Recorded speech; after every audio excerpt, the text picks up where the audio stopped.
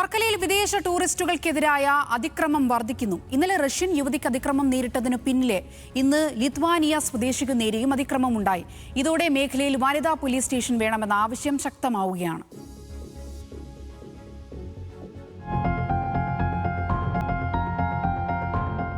ഇന്ന് പുലർച്ചെ 2 മണിയോടെ വർക്കലയിലെ ഹോം സ്റ്റേയിൽ വെച്ചാണ് ലിത്വാനിയൻ സ്വദേശിക്ക് നേരെ അതിക്രമം നടന്നത്. യുവതിയോടൊപ്പമുണ്ടായിരുന്നവർ പുറത്തുപോയ സമയത്ത് മുറിയുടെ വാതിൽ ലോക്ക് ചെയ്തിട്ടില്ലായിരുന്നു. ഈ തക്കം നോക്കിയാണ് യുവാവ് മുറിയിൽ അതിക്രമിച്ച് കയറിയത്.